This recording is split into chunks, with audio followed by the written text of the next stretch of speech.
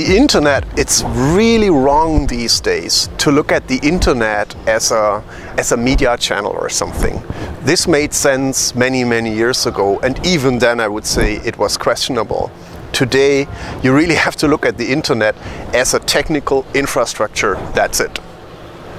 Within this infrastructure you have media channels, various media channels. You have e-commerce channels.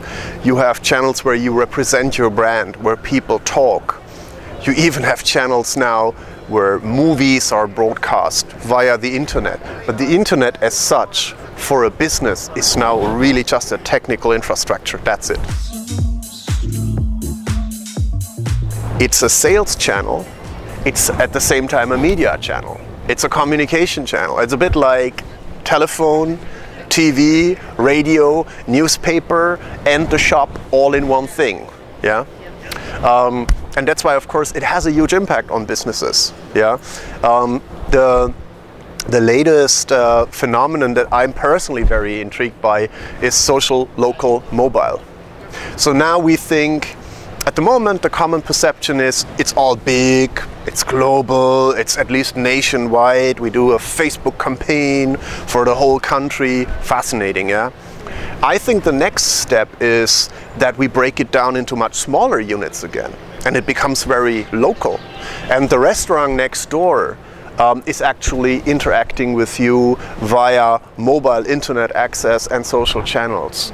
That phenomenon is often referred to as social, local, and mobile. With social, local, mobile, it's really about, again, getting closer to a local cell again, and think of a service business. First examples I see that in London, for example.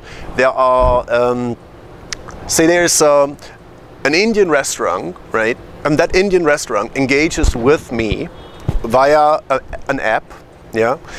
With that app, of course, linked are social media channels where I express my opinion about them, which is good for them.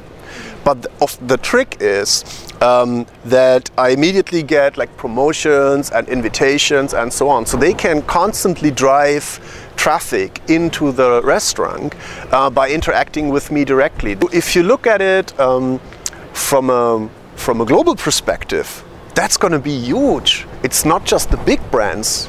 It's all the small retailers and all the smaller brands, even the local entrepreneurs who can do this. And we see many segments where there is a clear trend to localization again, where consumers want this.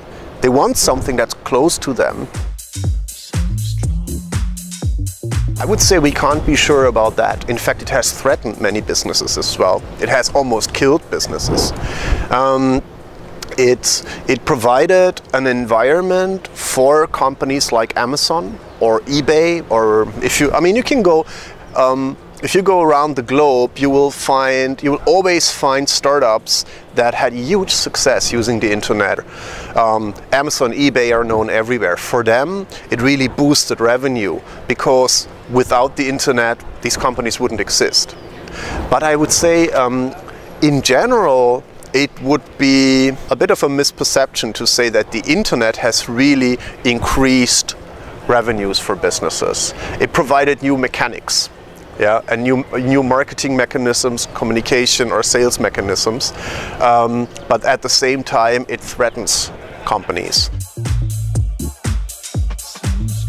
Probably the most interesting piece of research we're doing in this space is about purchase journeys. So that's about how consumers these days make purchase decisions, and how the internet and digital media have changed the way people make purchase decisions. Not just the internet is a new touch point.